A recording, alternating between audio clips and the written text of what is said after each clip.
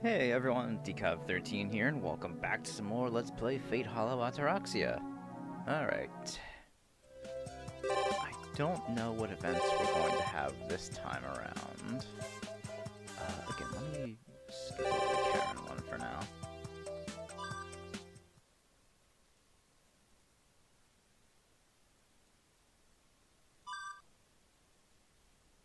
Just want to see if there's any other ones.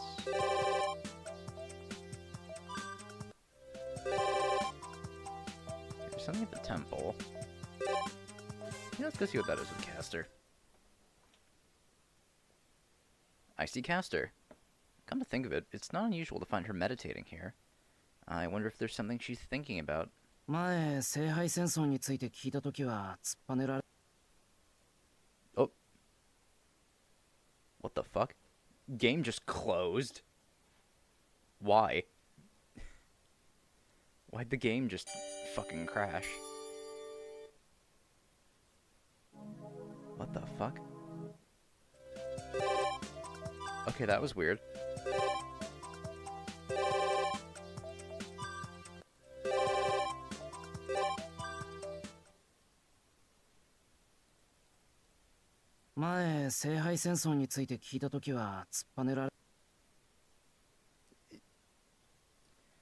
Okay, that's not good. What? Hold on. I need to see something. Is the game gonna crash when I do a different scene, or is it just that scene that's crashing the game?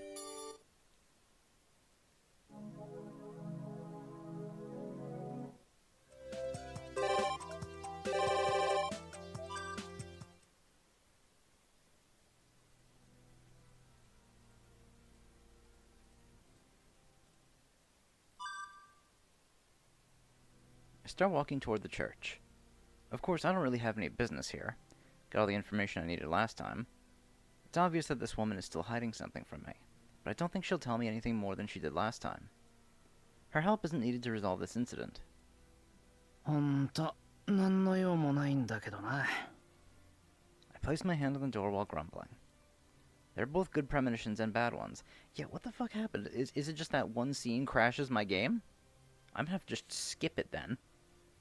And then reread it later, I guess? That's strange.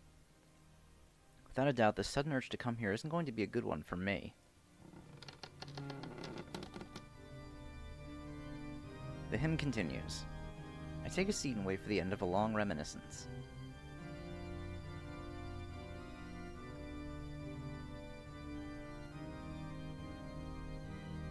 It's a story from not long ago.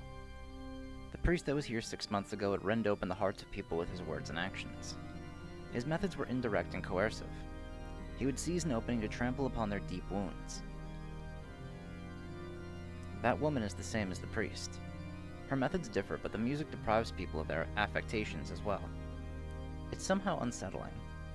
This is most likely an incredible performance, but I can't bring myself to embrace it.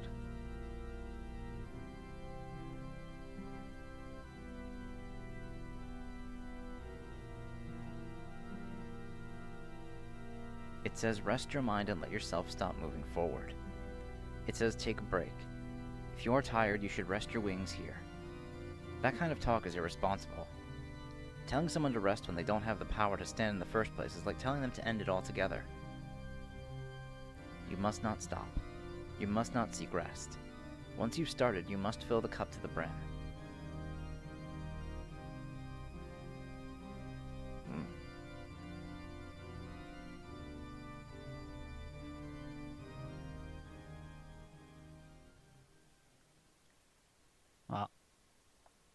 Her performance was over before I knew it.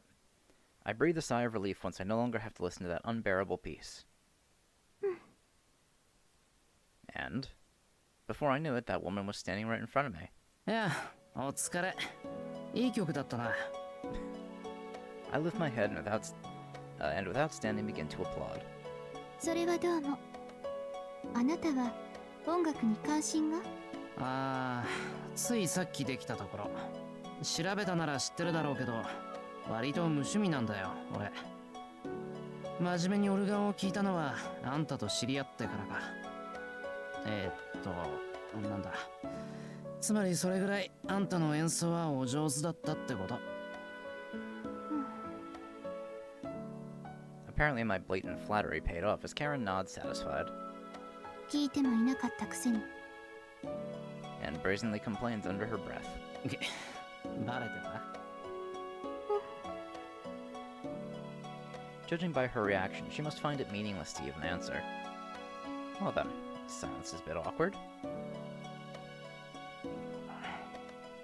Somehow time goes by.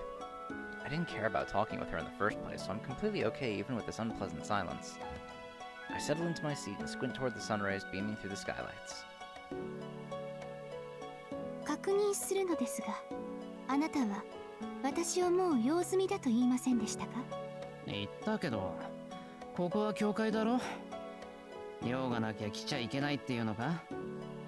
I immediately respond to her unspirited question. そうですね。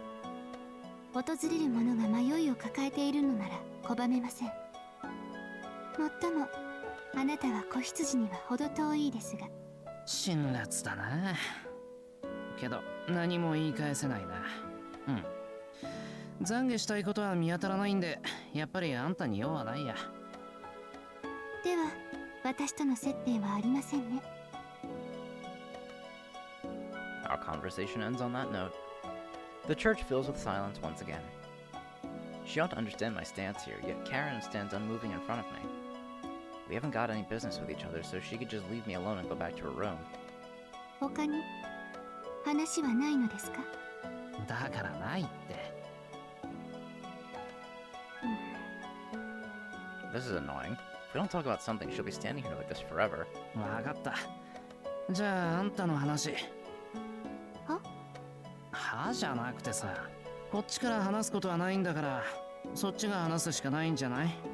俺、ネタはないけど、あんたの話なら聞くよ。なるほど。それはもっともです。ですが、話すと言っても何を？なんでもいいよ。話題がないときは自分の素性とか趣味とかネタにするといい。自分が何者かを示すのは会話の基本。それはそうですが、そのようなことであなたはいいのですか？いい。話してくれるなら聞く。Not really interested, but if this woman wants to talk, I can't stop her. Besides, no matter what kind of talk it is, it'll probably be entertaining as long as it's something I don't already know. わかりました。あなたには必要のない話とは思いますが、これも何か意味があることかもしれません。After that, Karen goes silent for a short while. Probably because she isn't used to talking about her own history. She seems to enter a deep meditation while trying to recall her past in silence.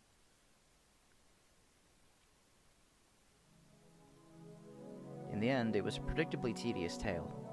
She was born in a country in southern Europe and lost her parents soon after. Her father was unknown to begin with. Her mother had a weak constitution and died 1 year after her birth. Official records state she was killed by a robber, but in reality she seemed to have taken her own life. The church treats suicide as a transgression of the Lord's teachings.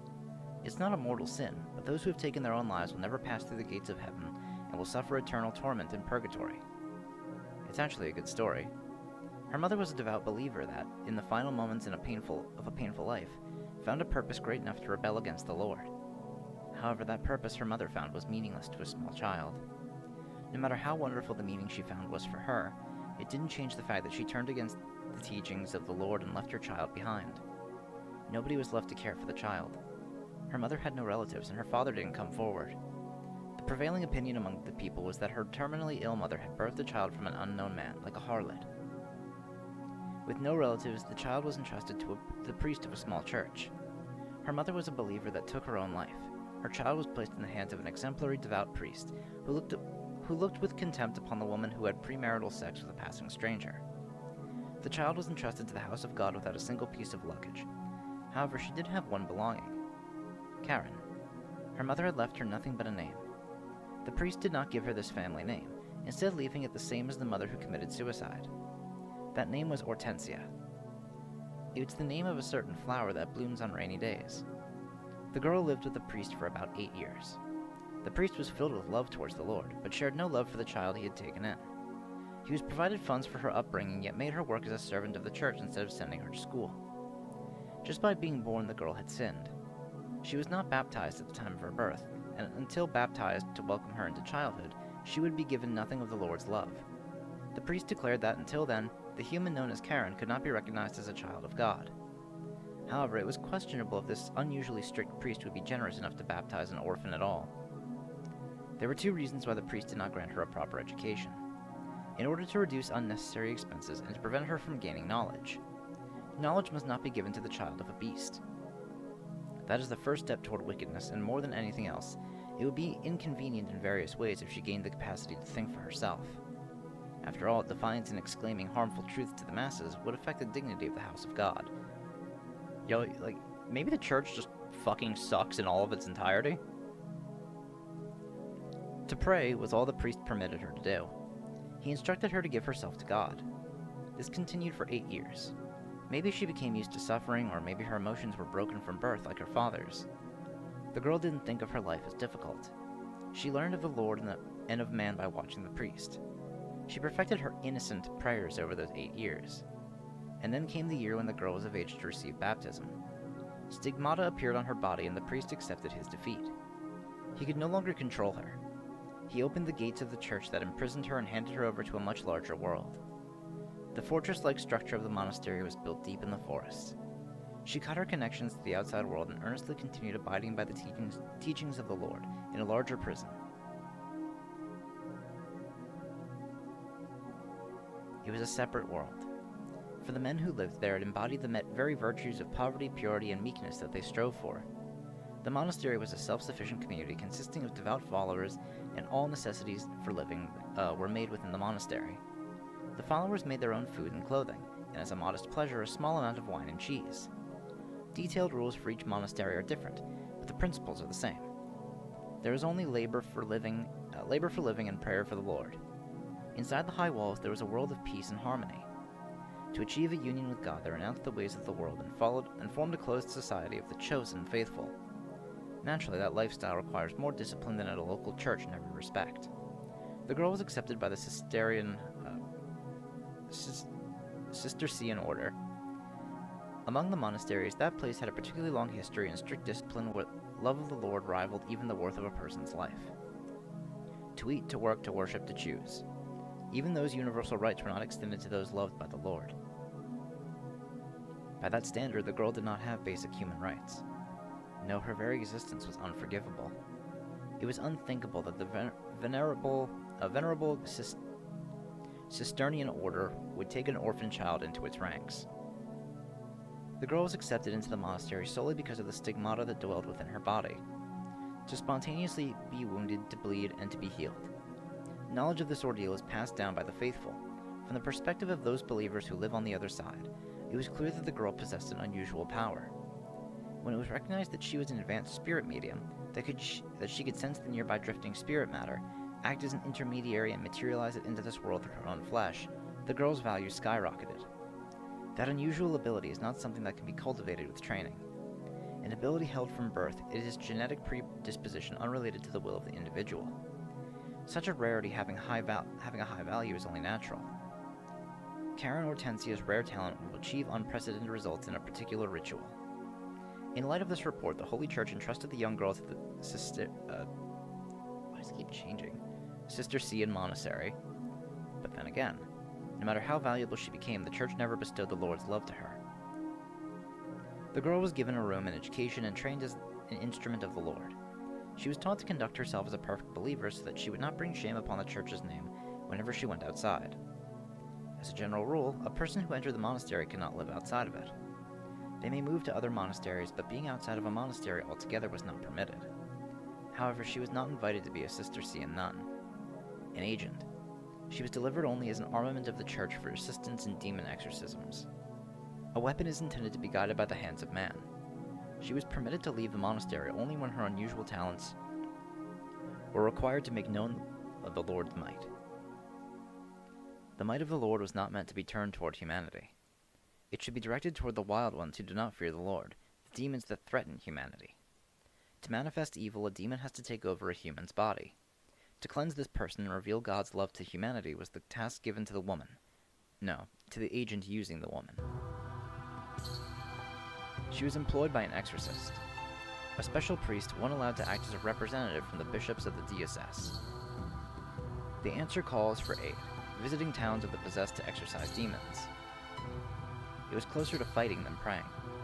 Her master frequently said to himself that the work was like washing the bottom of hell's cauldron. Exorcisms vary in severity, and the ones her master faced were the particularly intense ones. They did not concern themselves with impostors who blamed their own mental breakdowns on demons, or with monster outbreaks. Their opponents were only those who had completely turned into demons. The tragedy caused by a true demon isn't something that can be endured by the human mind. All towns visited by the exorcists had deviated from the world of humans. The damage inflicted by a demon isn't limited to the possessed, but also spreads to the people around them. More than the possessed person, their spirits, rather than their bodies, are twisted into deformed monstrosities. As her master would say, it wasn't far from a tour of hell. In an exorcism, the weak point that most easily succumbs to death is none other than one human's reason. The body's ability to survive is not that important.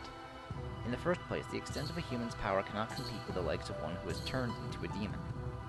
The physical body is protected by a holy relic embodying the miracle of the Lord. However, the spirit must be defended by one's own will. What is required in an exorcism is ironclad faith. In that respect, too, the woman was suited for exorcism. It is probably for the best that her emotions shifted so little. It is said that the exorcism of a true demon is something that cannot be endured twice, but she continued to perform them indifferently. The woman was valued highly. She had the life of a nun and the role as an agent of the church. The workload assigned to her was nothing short of backbreaking. It probably would have overcome any normal person within a month's time. Although, as she was concerned, it was not much different from the daily work she used to do. For her, who couldn't really understand things like fun, torture, had become indivisible from work. Pray and work. It's ironic. Those words which symbolize the monastery had come to symbolize her own life as well.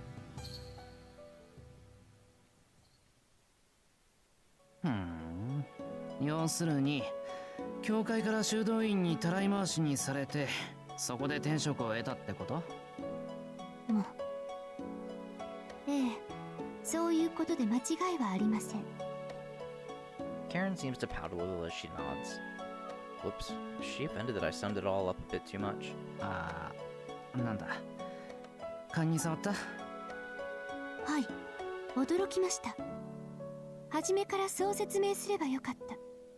今のまとめ方ですが、次から使わせてもらっていいですか？ Her admiration and proposal are both sincere. Whatever, I honestly don't get this girl at all. いいよ。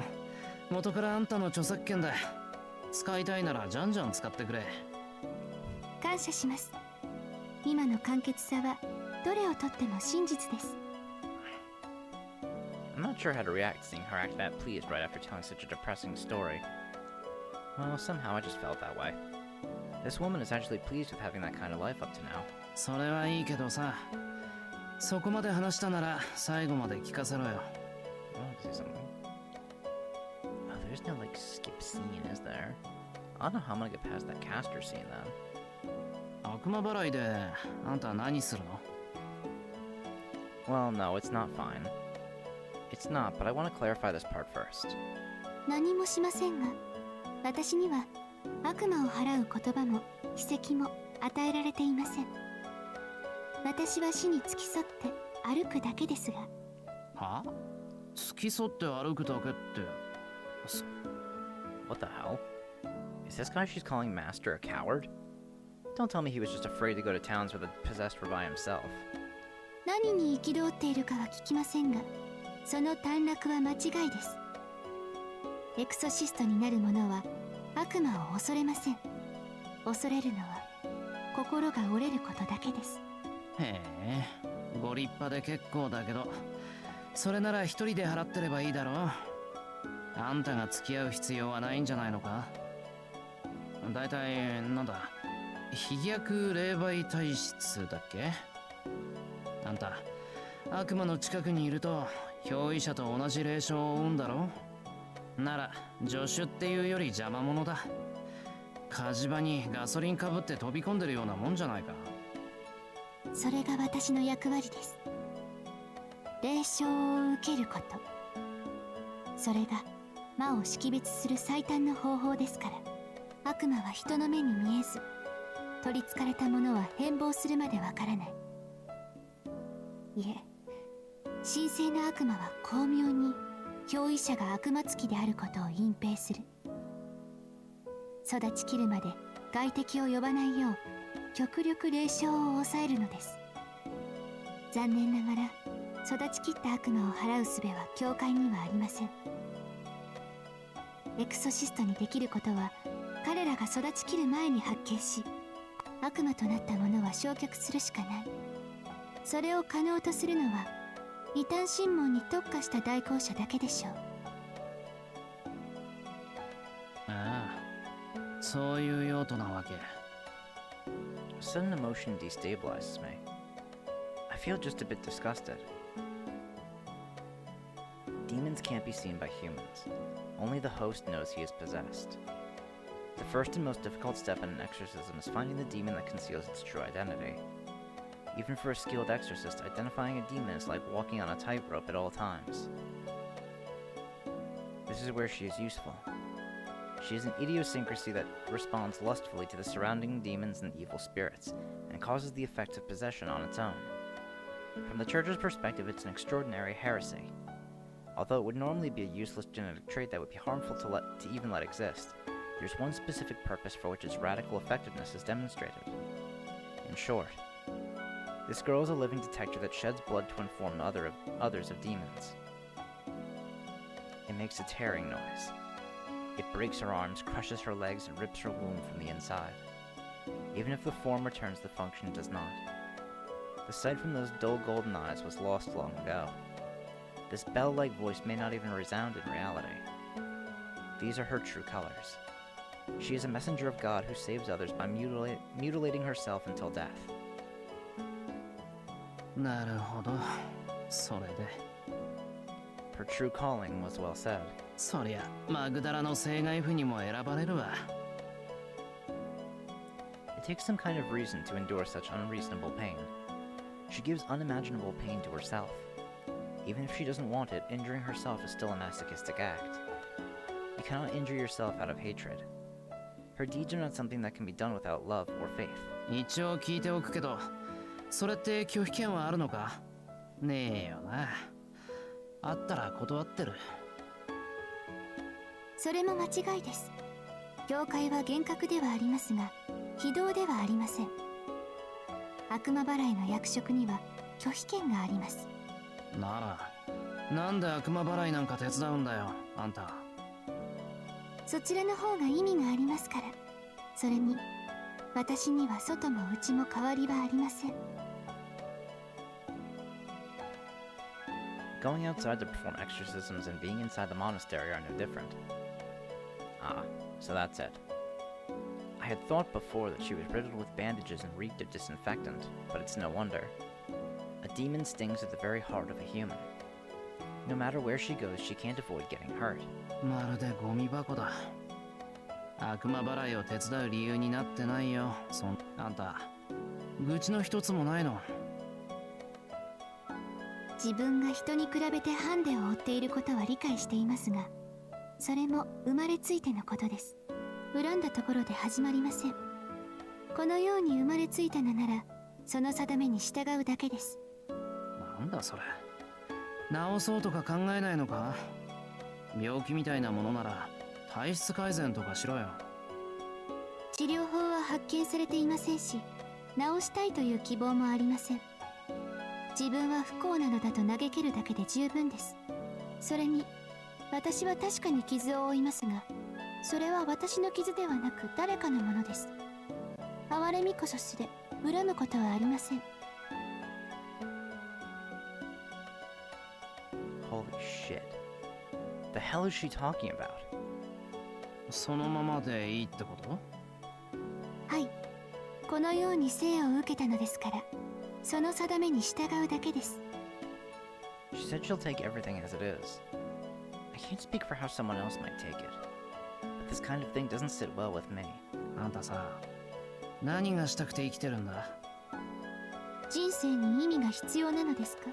いや、そんなものは意識しなくていいけど、あんたはさ、何もしないために生きてるみたいだ。そういうの、頭くるんだよね。Someone had complained about something like this sometime or other.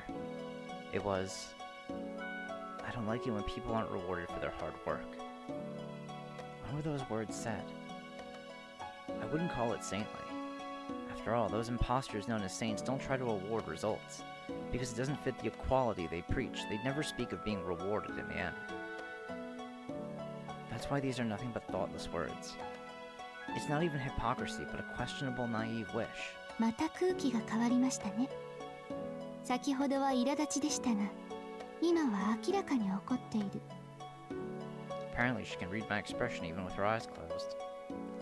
But unfortunately that's not quite right. It's not that I got angry just now, but that I'm always in a bad mood when I'm here. まあいいや、あんたにもポリシーがあるだろうし、いちいち口を出すことでもなかった。気に食わないが思うようにやってくれ。そう。あなたは我慢できない人なのですね。She pushes back with a blunt tone. Is it her turn to be angry now, or did she just return to her usual self? She looks at me with conceited eyes appropriate for this church. 何それ？別に。あなたとよく似た人を知っているから比べてみただけです。もっとも、その人は我慢できる人です。何の接点もない人間だけど、面白い共通点があるものですね。She grins broadly. I don't think it's appropriate for a substitute priest to flaunt her malicious intent. 何言ってるかわからないけど、あんたの知ってるやつと共通点なんかないだろ。知らぬは本人ばかりなりね。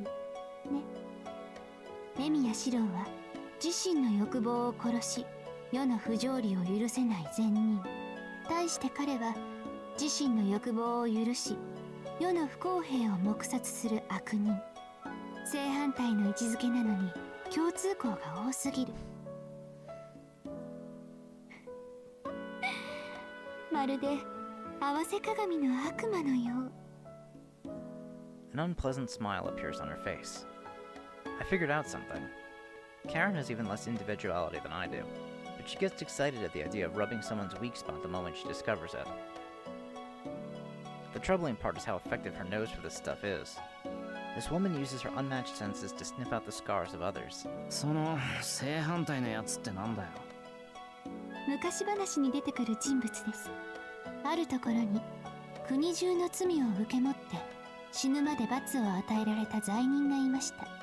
彼は至って善良な青年でしたが、何の意図もなく罪人に選ばれた。Oh.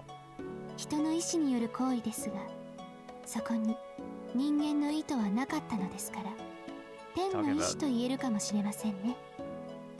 She's talking about on remind you. 天の意志ね。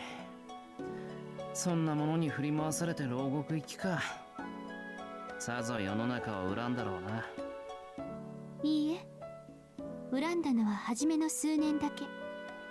彼は最後に人々を許しました。長く転変する世界を見て、きっと全てを許したのです。憎しみは長く続かないってやつか。それはほら、なんだ、加害者側のさ、都合のいい願望だろう。でしょうね。彼に根付いた憎悪はもはや永劫と言えるものです。私たちが呼吸をするように彼は常に人を憎む、そういう存在になっている。その憎悪はもはや生態であって感情ではない。そのあり方で彼は全てを肯定した。世界は憎むに値する。人間は千差万別。何が起ころうともそれは不条理ではない。不条理には憎しみをもって相殺するから好きにしろと。大抵の出来事、大勢の人間の欲望をそれもよしと許容したのです。そりゃすごい。善人じゃなくて聖人じゃないか。いいえ、全てを肯定するということは時に最大の悪性となる。わかりませんか？全てを許すということは強者は強く弱者は弱いと切り捨てることなのです。加えて彼は個人の欲望を賛美する。本人がいいと思うことをしろと。善悪の観念はなく、ただそうであれと肯定している。What a troublesome person, Karen adds. That certainly is troublesome. A mindset like that would end up endorsing crime. まずくないかそいつ。あんた神様の代行なんだから今のうちにしょっぴいとけよ。ほら、赤い布とか使ってさ。取り物は得意だったろ？ご安心を。捕まえるには及びません。確かに恐ろしい存在ですが、放っておいても構わないでしょう。基本的に彼は無能で無害ですから。何その言い分。真実を言ったまでです。何しろひたすら受動的で面倒くさがり屋な性格ですから、率先して悪を行うことはありません。ならいいけど。で、そいつと俺のどこが似てるんだ？わからないのですか？本当に世界を愛しながら憎むか、憎しみながら愛するかだけの話なのに、こんなにも決定的に違っていながらただ順序が逆なだけのあなたたちが。 I'm asking because I don't understand, or so I was about to say, but it seemed like a waste of time. I didn't come to talk about this sort of thing to begin with. I just came here on a whim, listening to her talk as she pleased. I have no obligation to rack my brains over some uncomfortable doubt like this. 質問。なんでこんな話になったんだ？ It's obvious now that Karen's switch has been flipped. This contrived shift in behavior is something I've seen often with Tosaka Rin. 驚いたわ。それもわからないの？あなた本当に高顔なのね。他人の喜怒哀楽に疎いというのであれば同感だけど。で、人を苛立たせた理由は何だよ？呆れた。いいわ。そっちなら答えてあげる。今のは私を勝手に測ったお返しよ。Examining? I haven't even tried imagining what's underneath that unfashionable robe of hers, but it's like you're living to do nothing. Well, I might have offended her by saying something that was a bit too on the nose. In any case, I think staying here any longer would be even more uncomfortable. 帰る。そんなに話がしたけりゃ公園で適当なやつを捕まえろ。A simple matter of going whoosh with that red cloth of hers. ですから私はあまり外には出られません。あなたは暇ではないのですか？あんたに会うまでは暇だったけど、今は遊んでる暇はない。とりあえず目標をくれたからな。Ah, Karen responds in comprehension. That's right, I figured out my path from here on. I socialized with her because she's a valuable source of information, but I should hurry back if there are no more leads. じゃあな、もし次があるなら、その時は少しぐらい役に立ってくれ。約束しましょう。次にあなたが来た時、迷っているのなら道を示すと、その代わりにもう一度聞かせてください。あなたは何のためにこの異常を解決したがるのです。そりゃあお前。Then, why is it exactly? Why am I obsessed with the resolution of this anomaly? Even though after the fourth day it will be as though nothing ever happened anyway. いや、それは。愚問でしたね。我慢できない人と言ったのは私です。エミやシローにとって困っている人に手を差し伸べるのは当たり前のことでした。With a poof, all doubt vanishes. Now that she mentions it, that's right. Because it was something I didn't need to think twice about. It probably wasn't even a reason at all. I can't believe it. But those are the kinds of thoughts that fill this head of mine. I stand up to leave. She looks at me as though she still has something to say. そんなにこの場所が嫌いですか？それともここより町での生活の方が刺激的ですか？半分は当たりで、ここは嫌いだけど、街をぶらつくよりはまあ新鮮味があって悪くない。 They say you'll get tired of even a feast if you don't try different foods every now and then. It's simply enough to have my everyday normal life go back to. Things like excitement and passion can come later when I've forgotten about them. じゃあな、そんなわけなんで、ここもあんたも気に食わないけど、気が向いたらまた邪魔するよ。 I start walking towards my daily life. あなたの毎日は楽しいですか？どうだろう。とりわけ感謝しなくちゃいけないほど強烈に楽しいってわけじゃないが。 I have to confess. Rather than calling it fun, it's also dazzling and sometimes a little painful. I leave that foul church behind. With the organ's venom fading, I can finally think straight again. Karen said it's only natural for Emi Yashiro to save someone. あれ？ But still, just who am I trying to save? Ain't that the question? Okay, nothing there. Call it a day. Oops, I'm gonna tie in the living room. I guess we'll see what that is. シロきちんと宿題やってる？ Says Fujine as she calmly eats her rice crackers. See, even though Fujine is always lazy and laid back, deep down she's actually a diligent and honest English teacher. She gets energized when things get exciting around her, but she also calms down when it's tranquil. The usual party type. やってるよ。休み明けにはきちんと終わる。そうならいいけど、他の子に見せるのもなしだからね。誰かの写しても身にならないから見せてくれって言われてもきちんと断るのよ。努力する。 Nevertheless, I'm certain that anyone who would actually ask to copy my work is absolutely hopeless. Because I'm wrong more than half the time. If they do acknowledge all that and ask me anyway, I'll probably end up lending it, at their own risk. よろしい。別にやってこなかったからって罰ゲームをしたりしないんだから、人助けとか思わないようにね。Yeah, she knows. 困るのはそれが必要になった時自力でやってこなかったその子自身になるんだから。 Like the teacher that she is, her view on this is serious. Of course, her hand is already reaching out on the table in search of another cracker. Her eyes are still directed at the TV screen, however.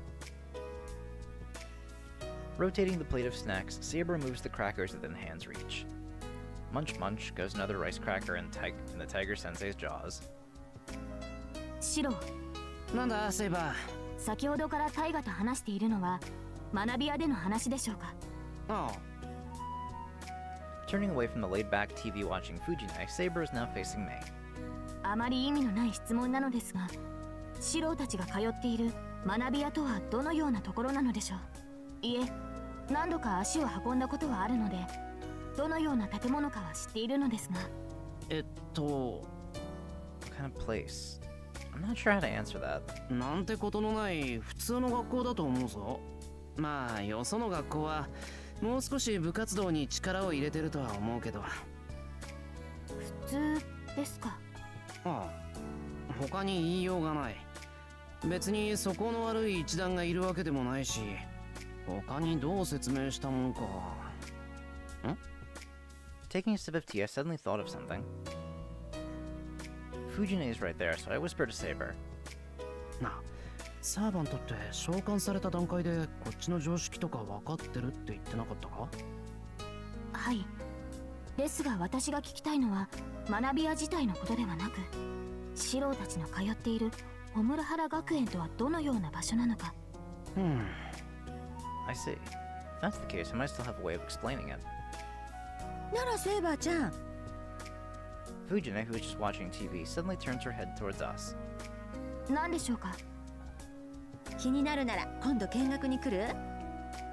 良いのですか、タイガー？別に構わないわよ。セイバーちゃんなら問題とか起こさないだろうし、まあさすがに一人で自由にってわけにはいかないだろうけど。 Of course, we need someone to show her around. なあ、節ね。普通はそういう学校見学の案内って誰がやってたんだ？どうだったっけ。偉い人が来た時は教頭先生が案内してたと思うんだけど。藤ね、きちんと思い出してくれ。誰かわからないのにセイバーを預けるなんてできないだろ。できるだけ信頼できる人じゃないと。While it may be best for Saber to go with Fujine, it doesn't really put me at ease. Among others that I can count on to look after Saber, the ones who could possibly show her around include the student council president, Issei, or maybe its advisor, Kuzuki-sensei. 何言ってるのシロ。何って、セイバーが見学に来るなら安心できる相手に案内役をしてほしいって話だよ。だからどうして頼まないといけないのよ。 Yeah, you, Shiro. セイバーちゃんの案内なんだからシロがやるに決まってるでしょ。は？その、俺でいいのか？ Is it alright for a regular student to show a visitor around? いいのよ。もしかしてシロは嫌なの？まさか、そんなわけないだろう。It's actually the exact opposite. I'd love to if I could, just that I didn't think it was appropriate.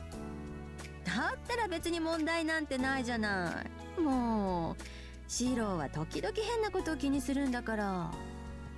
タイガ、本当にいいのですか？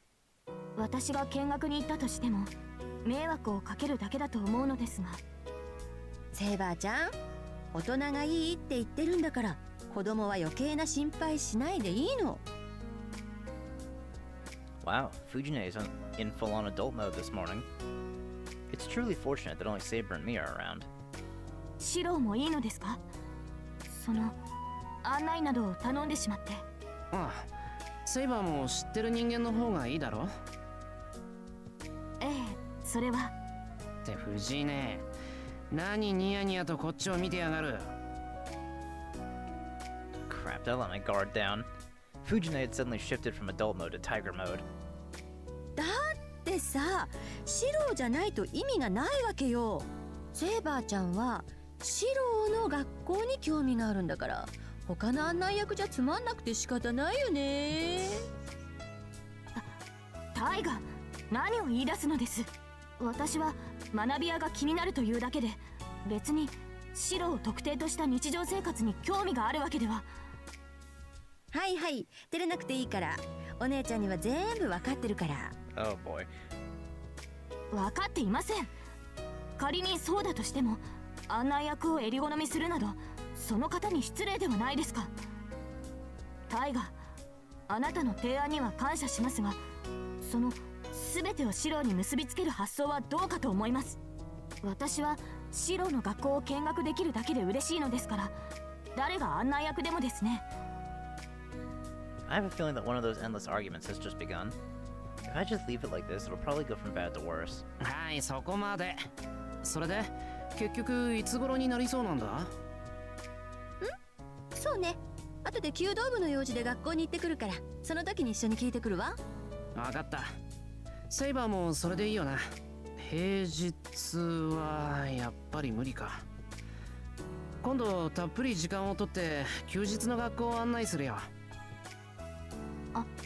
はい、シロが案内をしてくれるのなら私も気が楽ですが。She seems hesitant and maybe even a little disappointed. Is it because of what Fujine said? では今度の休日にできるだけ早いうちに予定を取り付けてください、タイガ。 Good. Looks like Saber's content with this after all. I breathe a sigh of relief. Just like that, another promise is made. As soon as everything's ready, I'll gather up my courage and take Saber to the school for a tour. Okay. Go to school with Saber.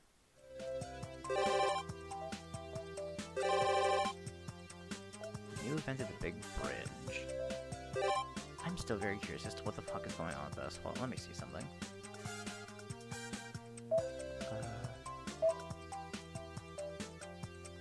Let me save and go to the title.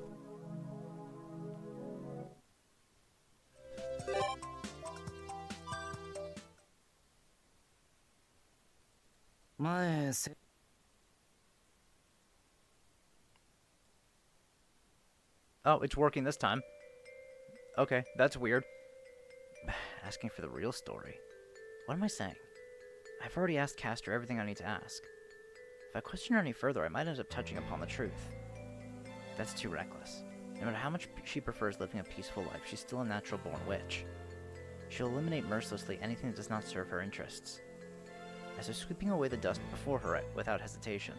I can't let my guard down.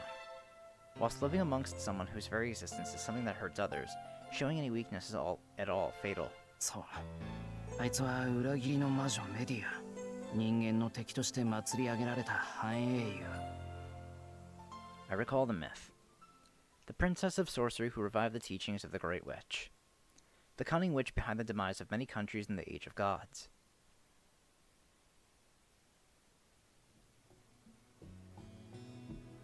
Princess Medea, the daughter of Aeetes, the king of Colchis, the edge of the east of the Greek world on the eastern coast of the Black Sea. A sorceress who received the teachings of Hecate, goddess of magic, a princess who led a sheltered life as a king's daughter. The innocent princess who was raised unbeknownst to the outside world was plenty content with just that. She neither wanted wings to set herself free, nor did she long for the vast outside world. She loved the country she was raised in, and was satisfied with living her whole life in the mountains. However, with the arrival of heroes seeking glory, the girl's hopes were shattered. The captain of the Argo appeared from the outside world. Jason, the hero who arrived seeking the treasure of Colchis, the Golden Fleece, would cause Medea to betray her country. It was because the goddess aiding Jason, Aphrodite, put a curse on Medea which caused her to blindly fall in love with him. Medea betrayed her father, gave the Golden Fleece to Jason, and escaped Colchis with Jason, now her husband. Even as the king of Colchis pursued the Argo to reclaim his daughter, the cursed Medea used magic to tear apart her brother, who accompanied them into pieces and scattered them across the sea. Grieving, the king collected his dead son's remains, and Jason and company used the opportunity to put Colchis behind them. Like this, the foreign invaders shook off their pursuers. However, it is said that the disquieting atmosphere in the Argo did not fade. The princess who presented her homeland's treasure to the man. The woman who went as far as to kill her own brother for the man she loved. The heroes on the boat unanimously castigated the girl who was the princess of Colchis. As if regarding something disgusting and filthy, the heroes avoided the girl.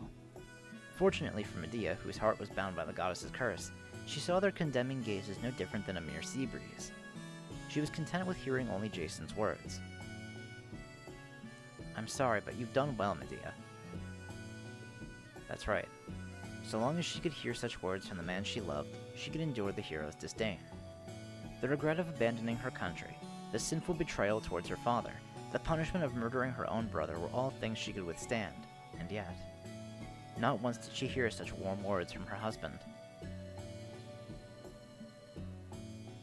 The return voyage ended without the slightest problem.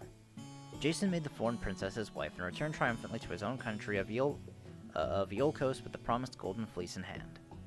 But what awaited there was the death of his parents, the annulment of the promise. Once the Golden Fleece is returned, thy throne shall be recognized. Peleus, the king of Iolcos, who promised this to Jason, cowardly laughed it off as a simple play of words. Fueled by rage, Jason commanded his betrothed, "He's a cowardly usurper. Kill King Peleus." Though seized by her love towards Jason, Medea was still but a young girl. To the girl who had been shattered by her deed against her brother, Jason repeated insistently, "Kill, kill, kill King Peleus who broke his vow.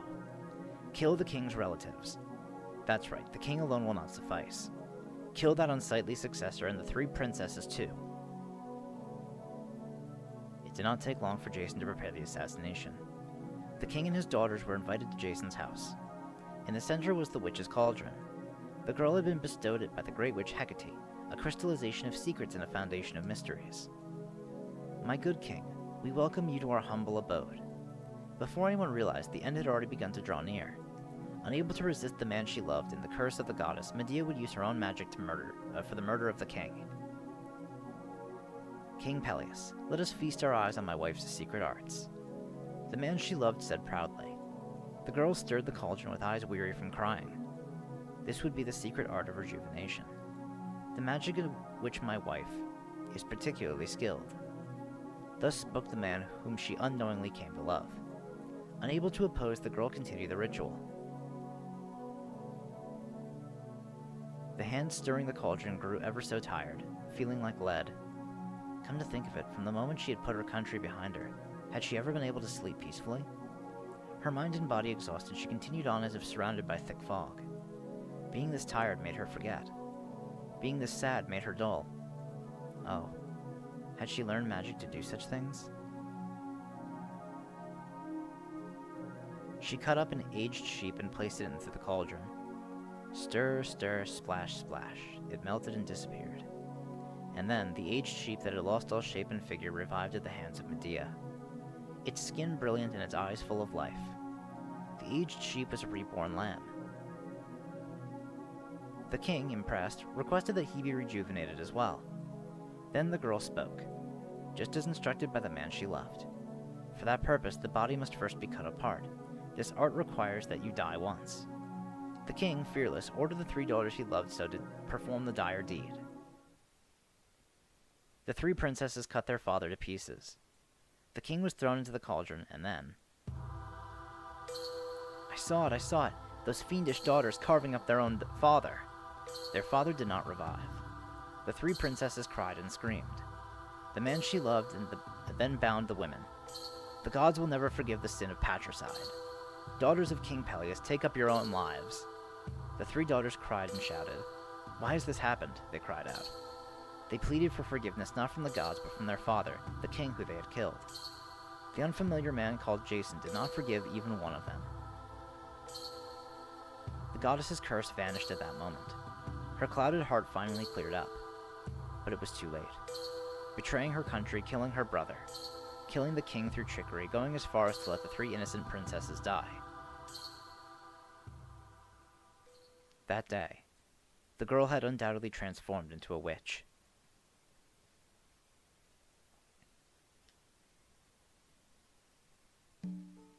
The splendor of Jason's ascent to the throne lasted but an instant. The people learned of the king's murder, and they drove Jason and the foreign witch out of Iolcos. Jason, who had no place to return to, took the witch and roamed to Greece, wandering at last to Corinth. The king of Corinth welcomed Jason, and before long proposed matrimony with his daughter Glauce.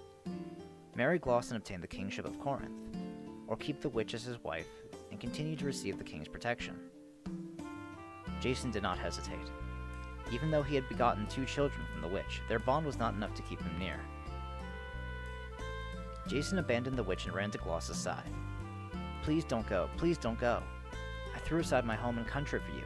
I gave up everything for you. Have pity, if not for me, then for the children, I beg of you. To the witch who clung tearfully, the man said, What are you trying to say? Was it not your fault that I lost my country, you terrible foreign witch? I never loved you even once. Before she knew it, home was too far. All hopes lost, she stepped onto foreign soil. And so, at the end of a long journey, her only desire was born. But how could it be granted? Everything was but a dream of paradise. The girl became a hideous witch, and even upon returning home, not a single soul would believe her to be the young princess. She had changed too much.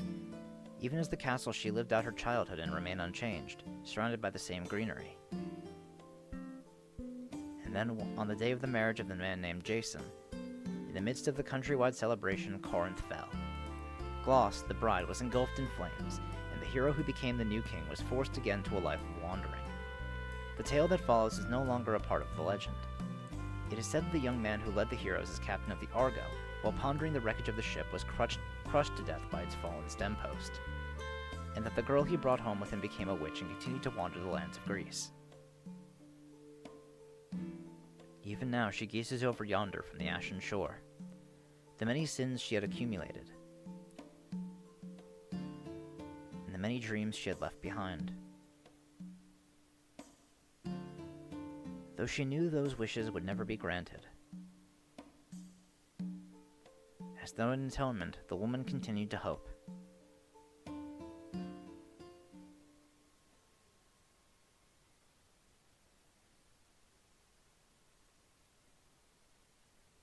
Dizziness overcame me, as if having seen a fragmented dream. そうだ。話を聞くんだっけ? I'll be alright. As long as I'm careful, a conversation should be fine. It's akin to jumping into a lion's den out of curiosity, but this time the witch seemed sated. Surely she'd overlook an unpleasant question or two to kill some time. また来たの？何のつもりか知らないけど勇敢ね。私が一人でいる時がどんなに危険か分かっているでしょう。 Just as she says herself, being near Castor when there's no one else around is unquestionably dangerous. The real hazard is not the fact that she can use magic without the concern of prying eyes, but the fact that she cannot control her emotions while not under the scrutiny of others. Once Castor snaps, there's no way to stop her. She may act like a calm witch if an outsider were present, but when left alone, her feelings run wild. Well, people do call that being emotionally unstable or delusional. いや、ちょっと気になることがあって。今は機嫌が良さそうだから、今のうちに聞いておこうと思ったんだよ。The atmosphere grows ever so slightly heavier. I guess she's already figured out what it might be about. 何かしら。あまりいい話ではなさそうだけど。ただの質問。長居するのも恐ろしいし、サクッと聞くけどさ。あんたがこの状況を解決する気がないのは分かってる。それに関してはどうこう言う気はない。ただ、一つだけ知りたくなったんだ。あんたほどの魔術師なら、この4日間のことなんて簡単に調べがつく。なら本当の話、あんたは本当のことを知ってるんじゃないのかって。面白いことを言うのね。私が全てのからくりを知っていると？ A broad grin spreads across her face. It's the polar opposite of her smile from before. A smile that carries an unmistakable omen of death. 残念ながら外れよ坊や。確かに初めは手を尽くして危うく天をつかみそうになったわ。けど今の私はその一歩手前。ほら、お遊戯は全てを知れば終わってしまうでしょ。だから解明するのはやめて、その前に手を離したのよ。やめておいたね。そりゃ同じことだろ。結局知ってるようなもんじゃないか。でもまだ誰にも教えてはいないわ。犯人を当ててしまったら事件はおしまいですもん。この犯人は何もできないし、無理に捕まえる義理もないですからね。なるほど。犠牲者は出ないから感染してるってわけか。そういえば割と受け身だよな、あんたって。じゃあ今回もずっと傍観してくれるのか？私から手を出す気はないと言ったでしょ。でも最後の時になったらそう言ってはいられないでしょうね。終わるというのなら私も黙ってはいない。私じゃなくて私のマスターがだけ。 Well, it's the same thing in the end, sighs Castor. She may be known as a treacherous witch, but her obedience to her master, Kuzuki Soichiro, is absolute and unwavering. Well, you could also say she's head over heels for him. She seems to think she's not been found out yet, but it's a well-known fact to everyone aside from Kuzuki and Castor. So the moment Kuzuki Soichiro says, "Assist me," to Castor, she would obey regardless of what it was. あんたとしては続けたいけど、久月先生が解決すると言ったら手伝うってこと？そうよ。犯人の邪魔はしないけど協力もしない。いえ、できないのよ。終わる終わらないは私ではどうにもならないことですからね。わかる？だからあなたは目障りなの。続けたいって言うなら飽きるまで続けさせればいいのに、自分から邪魔しようとしているんだもの。ほんと、何度あなたを殺してやろうと思ったか。一応聞いておくけど、今の冗談？あら、私が冗談を口にできる女かどうか、あなたは知ってるんじゃなくて？ My back freezes twice over. I knew it wasn't a good idea to stay here for long. あんたはとことん傍観者だってことは分かったよ。この話はこれっきりにしたいところだけど、どうして殺さなかったんだ？ Well, no, not really. Since it's Castor we're talking about, you'd think she'd lose it and skewer me at least once already. どうしても何も。マスターが一度もそれを望まなかったからに決まっているでしょ。 She declares flatly. I smile at her graciousness. そうか。そうだったな。最後にもう一つ聞いとくわ。仮に久月総一郎がこの異常に気づいたらどうすると思う？解決しようとするかな？それともこのまま放っておこうとするかな？なあ、本当の話、あんたらはどうなんだろう？ For an instant, the air was completely frozen.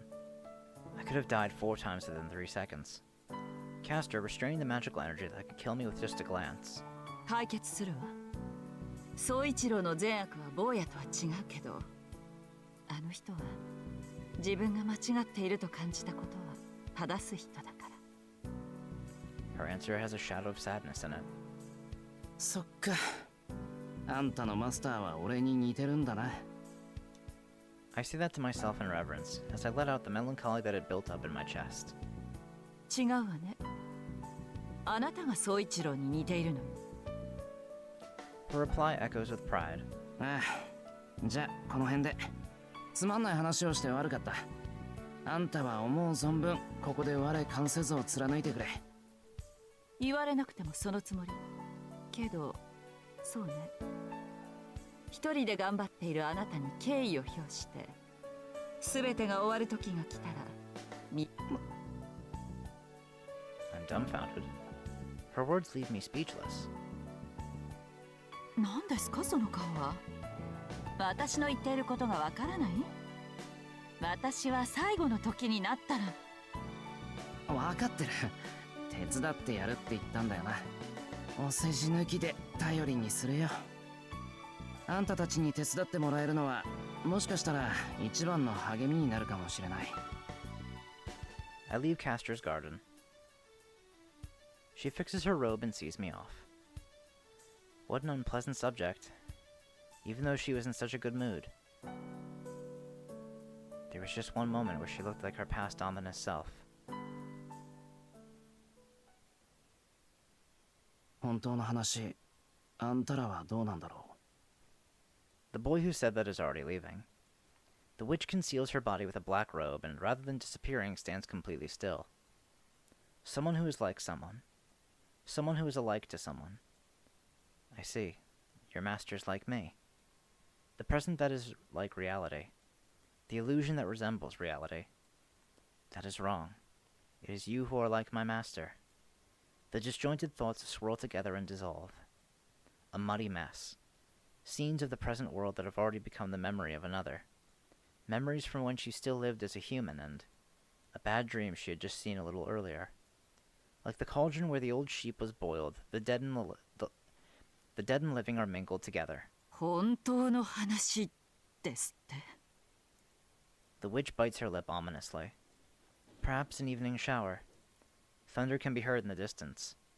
The sound of rain hitting the trees evokes a vision of the scene where they first met. Even if she gives into frustration, only one thing comes to her mind. That day. The dried-out palms of the man that grasped the hand of the foolish woman who had never been chosen by anyone. Rain. Rain is falling. She looks down briefly, only to see that the hand is covered in blood. Straining her ears, she could hear ragged breathing. A body frozen like ice, and her head frighteningly blank. Rain? Rain. It's rain. A body threatening to vanish, her reason threatening to collapse. The sky she looks up to is high. She calls for help and receives none, and the fading body grows ever colder. Oh, but tonight is different. Her magical energy is running out. There are few spells at her disposal, and none to secure a vanishing life with. No, to begin with, because the night when the cold rain fell was warmer and filled with light. His death was nearly instant. That is the story of one man. It begins about 25 years back. The story of a lethal weapon that was tempered for nearly as long as he lived. He did not know what that group was up until the very end. In the middle of the secluded mountains, amidst a community that gathered and lived together like mountain ascetics, he came into existence. Without parents or siblings, he was born as a child with no connections whatsoever. It might be more accurate to call it an emergence rather than a birth. The baby grew up in the midst of that gathering. Fortunately, he was pure. Even though that wasn't much of a place for living, even though that probably wasn't how people lived, he who knew not of the outside world accepted that gathering. 20 years since then, he did not leave his allotted 10 square meters of forest, and continued to temper the one technique he was bestowed with. Around the age of 10, he was told that the community was a factory, a place where the necessities of daily life are mass-produced through the work of many. Since he had no experience in creating things, he didn't have to wonder which side he was on. He had no objection to the fact that he was a daily necessity. Instead, you could probably say he was relieved. It would have been strange otherwise. All day long, he single-mindedly repeated the same steps. No need for variety. Just perfect this one action, said the... It's the same as being a tool. They consented to the fact that they were tools being used by total strangers, and further polished their function. To put it another way, those unable to come to terms with grief-stricken became unable to keep up with their daily work and disappeared even from the memories of the tools. It was shortly after that when he guessed his own function. Extra knowledge was driven into them for when the time came. Daily necessities though they may be, they had to become pseudo-humans to manifest their function.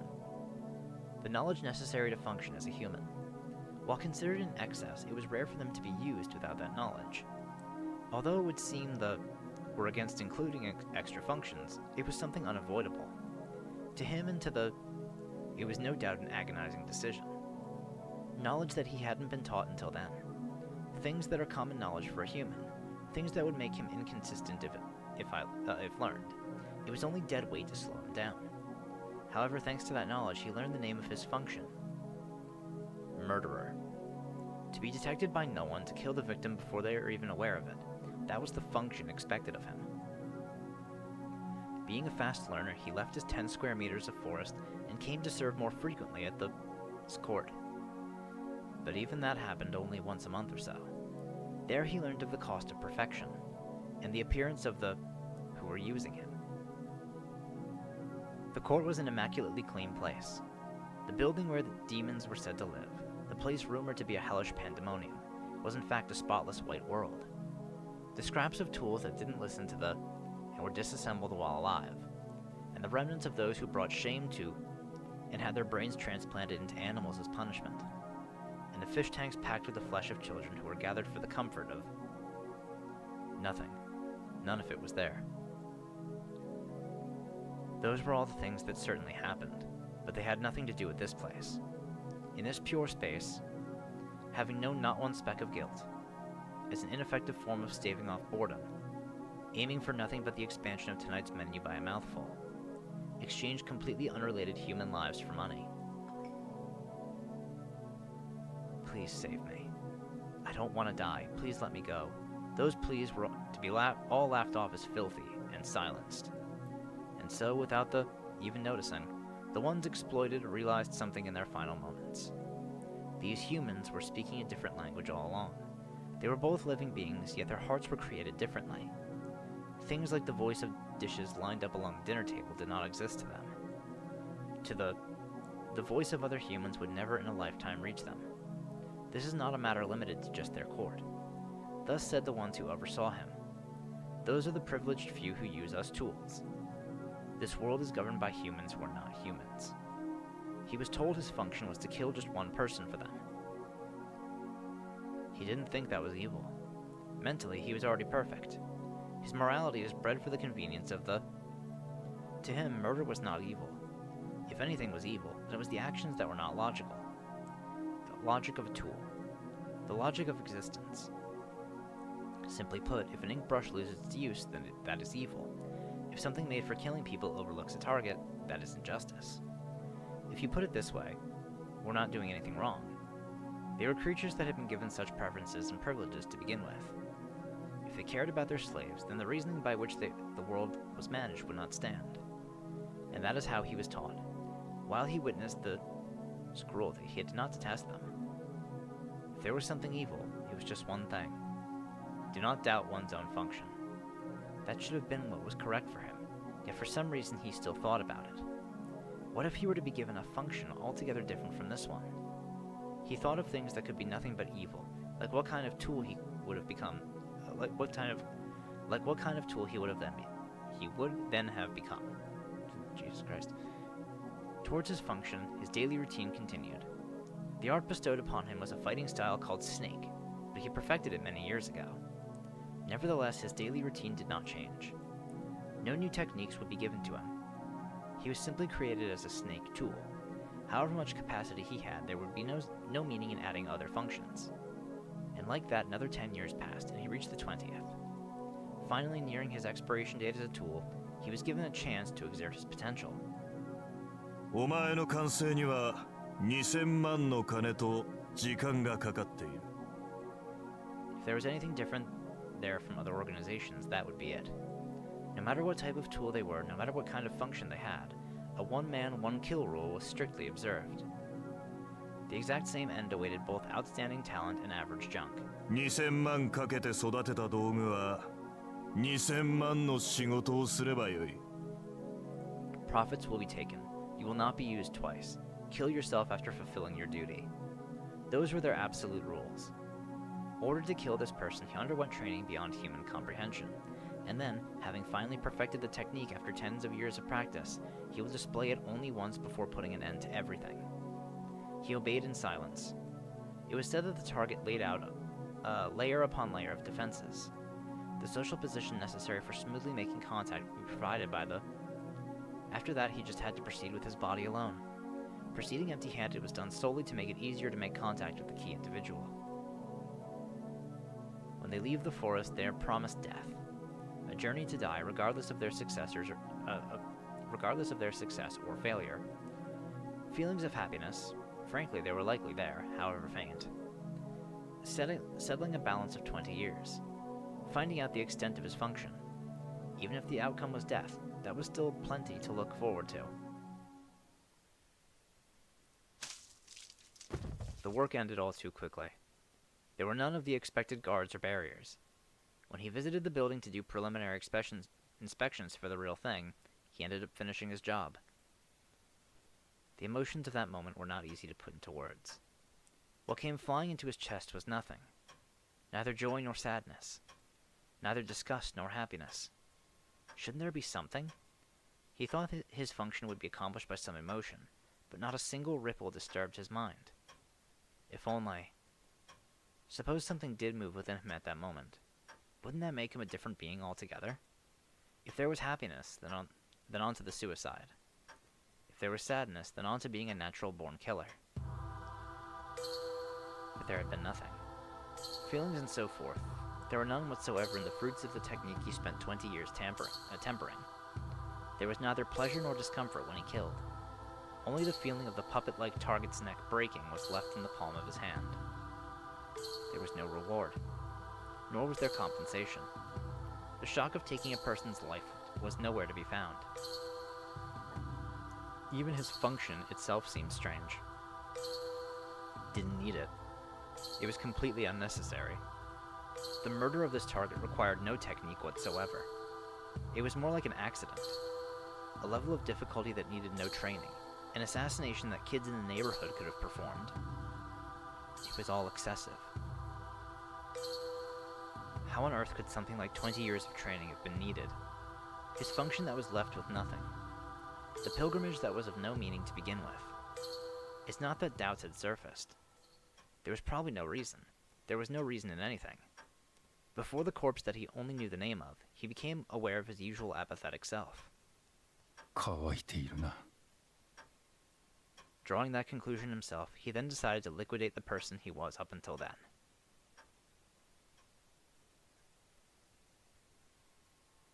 He did not commit suicide, but instead withdrew from the gathering and became independent. He did not even think about the option of going underground and hiding himself. He quite naturally moved to a faraway town and used the social position that was given to him for fulfilling his function. The personality prepared for him was one of a teacher, but he was unable to master the basic knowledge and skills somehow. Or he was able to. He had no difficulty adjusting to his new role, his completely different life. There was just one trivial matter bothering him, like a small thorn stuck in the recesses of his mind. He did not realize what that strange feeling was until the very end. The life that he did not assume would continue for more than half a year. In fact, has continued for 5 years. There were none that searched for him, and he himself decided that he would live without regard for his pursuers. It was not that he yearned for a normal life. In the 20 years he lived, he only polished his technique for killing. If the result were something like that, then all that remained was to disappear without accomplishing anything more, he concluded. In short, he had lost the opportunity to find joy in life. Humans spend the rest of their lives fulfilling the hopes they've accumulated up until adulthood. Whether or not they are fulfilled is not the issue. They are, in fact, an anesthesia that can expend time originally filled with nothing but agony. He who had none of this can only continue on meaninglessly. He had neither ideals nor illusions. He had decided he would fulfill the duty of living until his own flesh would rot away, until the tool known as himself ceased to work. That would seem to make him a cold-hearted machine, but he was a human no different from those around him. It's just that his inspiration had died. What is dead does not revive. It is not that it's sleeping in the depths of his heart or that it's regressed or anything. It just doesn't exist anymore. No matter how human-like a life he tries to live, he will never in his life feel inspiration. He never thought it to be painful, and the people around him assumed he was strong too. There's nothing wrong with that assumption. But he did make an effort to rot away meaninglessly like this. With his dead heart, he walked the path of hell and endeavored to live among humans. And then he met that pale woman. He was returning home after finishing the day's work. As he was heading towards the temple gate, he caught sounds coming from the forest. Having been indebted to the temple, he took it as his obligation to see what was going on, and he found a woman covered in blood. The woman wrapped in the black cloak was so weak that it seemed she could disappear at any moment. She seemed so frail that the word vanish rather than die would be more fitting to describe her appearance. Later on, the witch would think, this meeting was a miracle. But the thought was not hers alone. Even if it were an illusion, the impossible happened. The heart that had beat at the same rhythm for tens of years had stopped for just an instant. The interruption had but a minor effect, but it did change the beat. Something that should have been dead trembled as if to stir. そこで何をしている? The woman collapsed without responding to his call. Forest in the night, rain, a weakened body, clearly not a decent person. Trivial matters, including a cloak covered in blood. This woman is dangerous. Even if he tried to distance himself from it, he was out of place as well. There was no way he couldn't pick up the scent of one who was the same as him. But still, he looked after the woman. It was not out of sympathy for someone similar, a fellow murderer that he saved. He helped because a person had collapsed before him. The reason why he saved her was simply that. The woman awoke in about an hour. 起きたか? 事情は話せるか? The woman stared at him, dazed. There was neither bewilderment nor delight. She looked as if her despair of being alive had turned to tears and were about to spill forth. 迷惑だったのなら帰るがいい。忘れろと言うなら忘れよ。How did the woman take his words? Did she think she could use him, or did she let her guard down at his kindness? The woman divulged her background, and he all too quickly accepted her rather peculiar identity. He embraced the woman, and also acknowledged participation in the killings known as the Holy Grail War. Of course, the witch was probably surprised too. The woman's condition was, although slightly, improving. Because while she gloated that she could have, the moment that she were rejected, used her magic to control his heart, her vile schemes were undone with just a single statement. It's not that he consented to her out of fear, or that he was interested in the Holy Grail. He cooperated with the woman because she had asked for his help. He was a man who saw no evil in murder to begin with. He had no reluctance to becoming a master. However, the truth is that he cooperated to distance himself from the past. If you assume there was a moment of disconnection, then this would be it. He did not realize why he had abandoned the life he had worked for until now, and taken up the woman's cause. 極力、今の生活を乱さないようにしろ。手が欲しいときは言え。This was his policy. He has no desires. It was just that the woman he saved wants something called the Holy Grail. If he fights, then it is not for the Holy Grail, but for the woman. Since he promised to aid and cooperate, lending his strength to the woman is a natural obligation. To him, the Holy Grail War was an abnormality, but it was not a wrongdoing. Because to him, evil is defined as something that negates his established function. And so he became the master of Castor.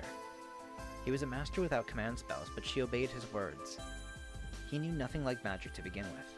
She only used him to stay in this world, and planned to treat him as a puppet. And he himself did not participate in the Holy Grail War. Rather, he left the fighting to the woman. If there was ever a chance that he would reject her, it would only happen if she denied the Holy Grail War to begin with. As the user and the used, their relationship was perfect. Yet for the same reason, they did not mesh together as human beings. The more the woman began to change her mind, the more of a reason he had to abandon being a master. And the more he experienced her character, the more he broke down as a tool. That sense of nostalgia. He who had no place to return to begin with could not possibly understand it. No, it was an emotion he should not have understood.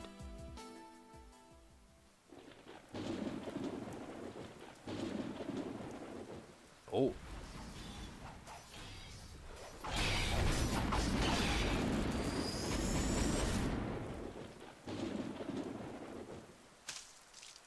The battle ended quickly. The gatekeeper, Assassin, was defeated by the enemy's servant, and the master who went out to face him too was defeated by the rain of swords. His abdomen was cruelly torn apart. The arms he spent over 20 years tempering vanished below his shoulders. Master! Master! The woman's voice echoed in the temple grounds. The enemy servant seemed to have left, having finished with the servant and master of the temple gate. Only the woman was left, clinging to the remains of her pallid contractor. With eyes that had lost focus, barely able to discern silhouettes, he looked at her. Seeing that crying face, he found himself lamenting over having done something inexcusable. It was not an illusion that his fading consciousness was showing him. His heart that should not have existed shed blood on the verge of death. The woman wished to return home. The idea of a place to return did not exist for him. A repeated sense of nostalgia. A place he'd never seen nor heard of. A dream of paradise that he did not even have an impression of to begin with. That he did not know how to take in even his last moments. ここから離れろ、キャスター。お前の気配を察すれば、今のサーバントが戻ってくる。He said indifferently. Condition of his body aside, it was a miracle that his spirit was still in good health. Perhaps it was the result of his long days of training. Until the moment his brain stopped working, his mind was clear. 何を言うのです。気を確かに必ず直します。あなたを死なせはしません、マスター。The woman didn't leave. It was a bit illogical. Of course, losing a master to anchor is a serious blow. To anchor to is a serious blow, but not to the extent that it would result in death. In fact, she had already lost one before. Considering the possibility of being attacked by the same servant again, it would have been best to leave as quickly as possible and search for another master. 見くびらないで。私は魔女です。死にかけの人間の一人や二人、簡単に作られる。A miracle would not happen. The magical energy stockpiled in Ryudo Temple had been destroyed by the enemy servant, and the injuries inflicted with a morality curse by their noble phantasm. 簡単。こんなの何度だってやってきたことなんだから。失敗なんてしない。失敗なんてしない。失敗なんてしない。こんな簡単な治療、手こずったことなんて一度もない。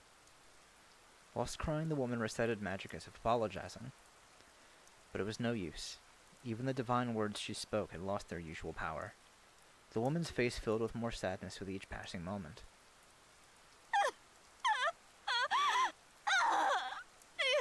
やだ。助けて。誰かお願い。お願い。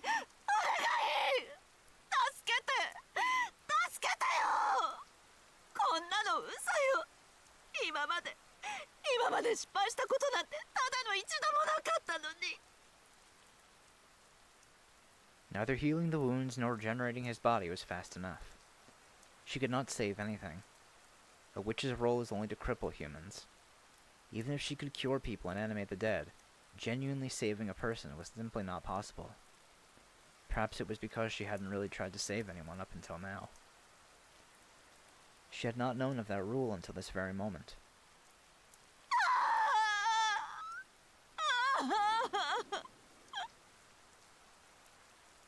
Magic did not work. She called for help, but no aid ever came.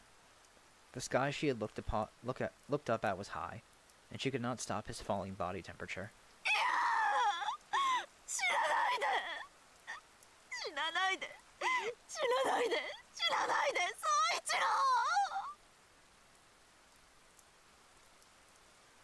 He hears wailing. Looking at her crying face gives him a headache. He realizes that this is because of sadness, and finally accepted that he could not become a tool. He just thought to live normally. When he murdered a person and became free, he accordingly took up the view that the rest of his life could only be spent away. What a blatant lie. He dared not to admit it, but he actually regretted that. He always kept it in his heart, those meaningless 20 years in the person he killed, whom he had only known by name. He always thought it was wrong to kill someone who he knew only the name of. That was not a killing born from his own motives. He was not an adult born from his own will. How should he have atoned for his mistake? It had been fun. It was easy to do nothing but hone one single technique, to forget about thinking and be a tool. Being preoccupied with that, he erased 2 lives without a single consideration. Is there any evil greater than this?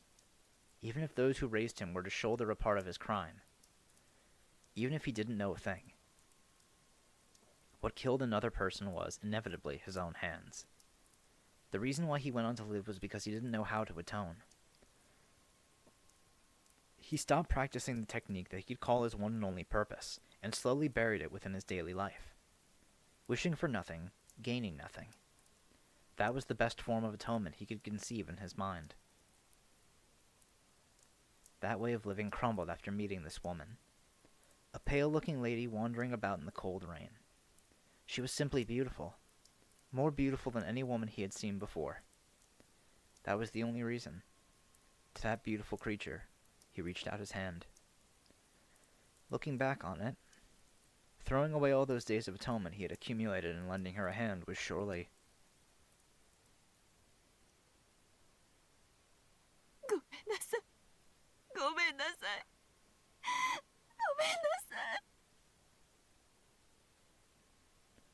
The woman's voice had turned into a cry.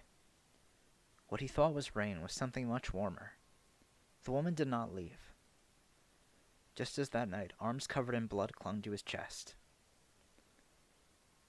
It is truly sad that he could not see her face anymore, he thought. そうか。ようやく気がついた。 It took too long, but still there was some time.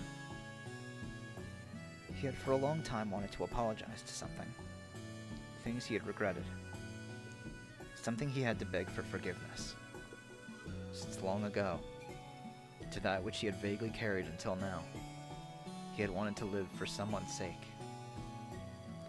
To that pure longing. キャスター。 The woman would not leave.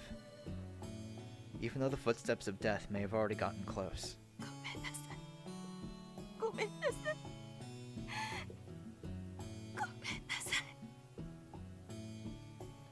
seems the apology was directed at himself. That is enough. He could no longer apologize, but in exchange this woman had done it for him. Only one concern remained. He had to release this beautiful bird back to where it came from. キャスター。 The woman would by no means leave him. When he could no longer see anything, in the interval when he would allow for everything. いいか。もう行きなさい。君はこんなところにいてはいけない。 Feeling more peaceful than he ever had, he told the woman who clung to his remains.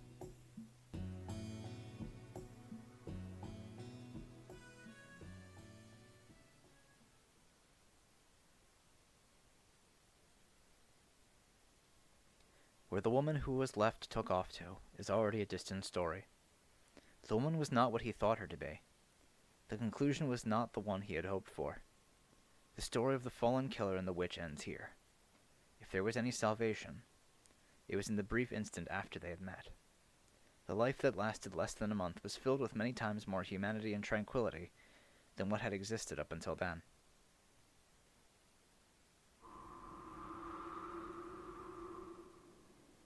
Dizziness overcame her, as if having seen a fragmented dream. The witch in the black cloak is liberated from the evening rain. She narrowed her eyes at the slight vertigo and looked up at the gloomy sky. できっこないことを言われて羽なんて初めからありはしなかった。 But surely he saw her that way until the end. Even if she had fallen to the ground, her wings were light. Someday they would slaw off the dirt and return to the skies. ほんと気の回らない人。立ち寄った場所を気に入って空を忘れる渡り鳥だっているでしょう。そんな都合のいいことを思いもしなかったのって。 She smiles ever so slightly at the monologue. As if drifting off to sleep, the witch slowly closes her eyelids, as if to bury herself in the short-lived dream she held tightly onto from this moment from which she will eventually awaken.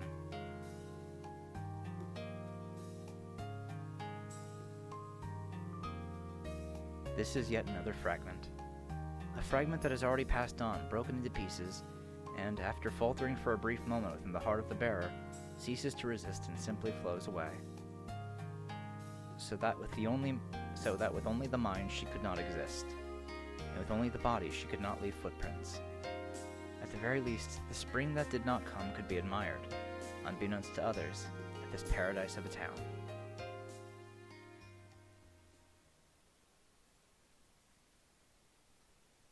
Jeez. That was a good event.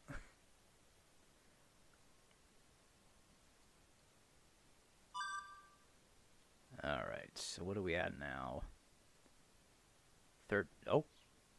I gazed at the pleasant blue sky. Taking a break after a meal to enjoy some tea out on the veranda is a pretty special reward. It's the very ordinary nature that makes such everyday happiness the best. それで調べてみたら該当するサーバントとマスターがいたわ。聖杯戦争が開始してから4日目で脱落したのはアインツベルンのそこボケっとしない。せっかく調べてきてあげたんだからちゃんと報告を聞きなさい。いや、あれ、遠坂。I'm momentarily confused. I look down to find Tosaka sitting beside me. 遠坂じゃないわよ。まさかあんた今の話全部聞き流したって言うんじゃないでしょうね。A sarcasm-free, direct-to-the-point question that is very uncharacteristic of Tosaka. Tosaka airs infuriated to the point of forgetting her own family's always elegant motto. すまん、聞いてなかった。そもそもなんでここに遠坂がいるんだ？ I'm worried that she might have just teleported here or something. I truly don't have any memory of Tosaka coming out here and sitting down next to me. 何？もしかして私が帰ってきたことも分かってないの？バカ言うな。そこまでボケてないぞ。多分遠坂が隣に座って羽を伸ばし始めたのに気づかなくて、話しかけられてもこれまた気づかなかっただけだ。それ十分ボケてるけど仕方ないわね。変な夢っていうか、エミヤ君はまだ4日間に苛まれてるんでしょ。疲れてるってことで見逃してあげるわ。ああ、重ねてすまん。自分でも今のはちょっと怖い。それと、なんだ、別に寝ぼけてるわけじゃないからそう覗き込まないでくれ。そうよね。ちょい近すぎた。Tosaka leaps to her feet. Until a moment ago, she was incredibly close to simply pushing me down. じゃあもう一回だけ説明するわね。あなたの言う4日間が何なのかってことだけど、それが何者かが聖杯にかけた願いだって過程を採用するとする。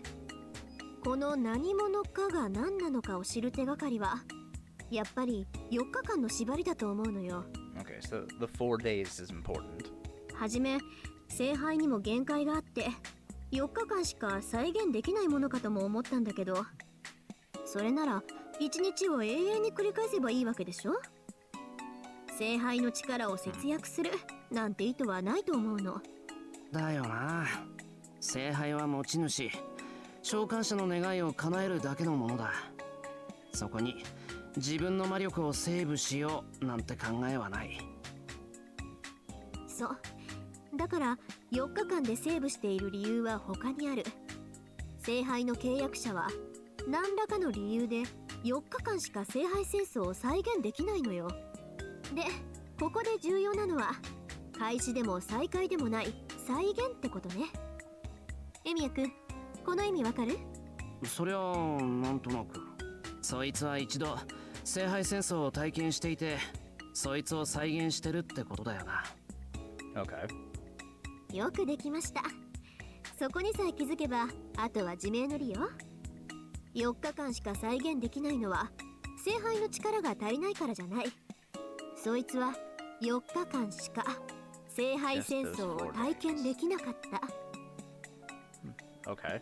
4日目で脱落したからそいつにとってその先の聖杯戦争は再現できないのよ。そいつってのは4日目で脱落したマスターってことか。けどそんなやついなかったぞ。私たちの聖杯戦争にはね。で以前の聖杯戦争の記録を調べてみたらちょうど4日目で退場したマスターがいて。以前の聖杯戦争なんて関係ないだろう。再現してるのは俺たちの聖杯戦争なんだから。そう思うでしょ。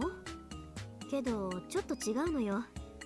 あくまで例え話なんだけど、あなたの言う4日間は白紙の脚本で私たちは役者なんだと思う。この脚本は白紙だから役者たちは好き勝手アドリブできるんだけど、たとえ白紙でも4日間という上演時間だけは決まってるから。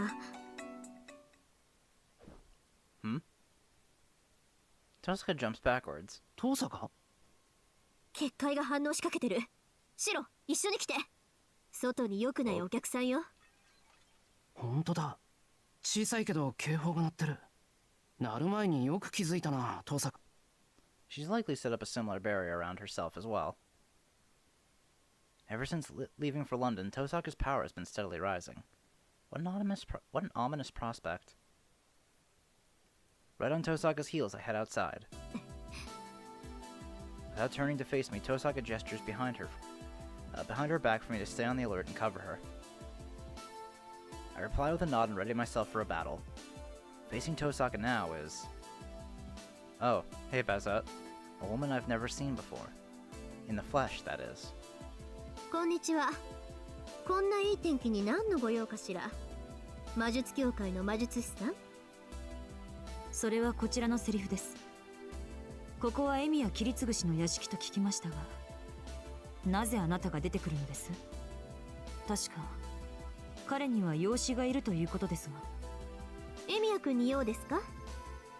彼はあなたたち協会にはまだ関わりはないはずです。伝言があるのでしたら私が代理として承りますけど。 Tosaka's grinning, but there's a firm rejection written all over her face. In reply, 今あなたと戦う気はありません。いたずらに警戒されては私も反応してしまう。ここでは人目もある。魔術刻印を止めなさい。 the woman casually pushes back. It seems like Tosaka had activated the crest on her left arm. Having her potential insurance against a surprise attack seen through so quickly makes her grow even more agitated. But Tosaka should have already realized how meaningless it is. The woman standing before us isn't looking for a fight, nor does it seem like she's planning on a surprise attack. That's because her power as a mage is easily 3 times the level of Tosaka's. If this woman made up her mind to fight us, she wouldn't even need a surprise attack to overpower us completely. わかりました。今日は視察だけということでいいのですね。ねえ、マスターとして戦いに来たのではありませんから。しかし武勇人なのは感心できませんね。日中だからとセイバーを連れていないとは。セイバーを連れていない？ Tosaka's voice sounds a touch perplexed. そうか、お互い生きているということはまだ出会っていないのか。 I can't make heads or tails of this monologue of hers. The woman's gaze is fixed on Tosaka. Their conversation doesn't match up. All it will take is the mention of the date, servants, or even the woman calling Tosaka by name. Neither Tosaka nor the woman seem to notice the chasm that will make itself known the moment one of them misses a step. A balancing act precarious enough to send shivers down my spine. This is a miracle on the level of walking across a bottomless pit on a tightrope. I look on wordlessly. I don't know how many times now Tosaka's told me not to interfere should a mages from the association come. As I survey the woman standing before me, I feel dazed, or more accurately, astonished. The one who wasn't there, who shouldn't have existed at all. The Eighth Master. おかしな話ですね。今になってエミやキリツグの遺産を鑑定しに来たのですか？彼は教会には属さないフリーランスの魔術師のはずですが。エミヤ氏の遺産をどうするかは私の管轄ではありません。私は前回の聖杯戦争の勝者である彼に、それはあなたとて同じでしょ。この町に眠る聖杯を得るため、こうしてエミヤ邸に訪れているのですから。え？ Tosaka's doubt turns into confidence. The misaligned gears have shifted back into place, and this disjointed conversation has finally started to make sense. ちょっと待って、聖杯って教会は何を勘違いしてるの？聖杯戦争は終わったのよ。今回の儀式が大失敗して聖杯を召喚する礎そのものがなくなった。冬季の聖杯戦争は第5次で終わったでしょ？ Magnificent sense of balance. And yet she's slipped up. Of course, tightrope walking cannot continue on forever. It's an obvious fact, and yet this woman still came all the way here. Why? 確認するわ。あなた、第5次聖杯戦争が。I feel a chill. If she were to nod, a fistfight would occur the very next instant. And yet, despite tremendous bloodlust emanating from the woman, Tosaka goes ahead and nods right in front of her. ええ、この町にはもう奇跡は呼び出されない。第5次聖杯戦争は聖堂教会が派遣した監督役琴峰綺麗の違法によって幕を下ろした。あなたたちだけでなく教会側も彼の死をもってこの土地から手を引いたわ。Oh. 琴峰、綺麗。Something falls. Though the woman was ready to use her strength to push away even the fact of the Holy Grail War being over, at the sound of that single name, she lets the mask of steel fall away. 琴峰が死んだ？ええ、半年前に死んでいる。彼は第5次聖杯戦争の勝者であるエミヤ四郎に倒されたわ。Tosaka's eyes shift towards me. エミヤ四郎。そんなマスターは知らない。いえ、今回の聖杯戦争に勝者がいるなんてそんな。There's no way. There's no way I will recognize one, says the burning hatred in the woman's eyes. Several seconds pass. Tosaka takes a step forward to protect me. ねえ、さっきから気になっていたんだけど、聞いていいかしら？あなた、その片腕どうしたの？ She asks a very odd question. え？ Two surprised voices make themselves heard. As though suddenly remembering something, the woman reaches out her right hand to her left arm, and everything comes falling down. I had no time to call out to her. The woman flees at full speed, running as though she'd just seen a ghost. Although if you'd asked me, I'd say it was Tosaka and I who were visited by one. 魔術協会も人材不足ね。末端の管理ができていないのかしら。Either she has no desire to chase after the woman, or she doesn't dare try. I After saying a line that sounds like she read it from a script, Tosaka turns around to face me. ま、今のでしばらくは寄りつかないでしょう。なんか精神的に不安定なやつだったけど、実力は本物よ。私たちだけで戦ったら返り討ちにされてたし、勝手に帰ってくれてラッキーだったわ。で、エミヤくん、今の人を知ってる？私は初めて見る顔だったけど。いや、俺も初めて見る顔だった。そう。けど、ものの見事に無視されたわね。Hold on a second here. Alright. 凄腕の魔術師だったけど、エミヤくんが魔術師だってことは気づかなかったみたい。いや、今のは無視っていうより、初めから目に入っていなかった感じだった。Yeah. So she's one of those types who thinks the vast difference in our level of ability makes me unworthy of her consideration. Suddenly, my training feels very inadequate. なら大変ね。彼女、きっとあなたの敵よ。Pretty sure. なんとかしたかったら、セイバーの手を借りなさい。And so, Tosaka directs a backward glance at me, her brightness of a moment ago vanishing. 何が言いたいのかわからないんだが、もし戦うならセイバーと2人で行けって？そう。それでも無理ならランサーに相談しなさい。あいつだったら彼女の手の内は知っているでしょうし。This encounter, a conversation spanning only a few minutes, was enough for Tosaka to grasp the workings of the whole situation. But that is all. She isn't about to suggest a way out of it. 先に戻ってるわ。この件に関して私はもう不干渉だから。解決したいのならあなただけで解決して。Saying so coldly over her shoulder, Tosaka heads back indoors. いい女だな、あいつ。Those words just slipped out for some reason. This doesn't mean that Tosaka is abandoning me. Just the opposite. It feels like she's done all she can to give me a chance. Okay, I guess we know who to go after now.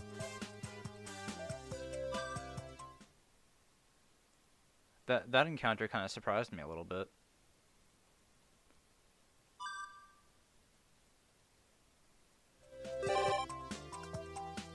Okay, so that's school with Saber. That's something with Saigusa too. So I'll end things off here for today. And the next one, I think we'll go hang out with Saigusa first, and then just loop around and see what comes afterwards. Alright, I'll see y'all then. Bye!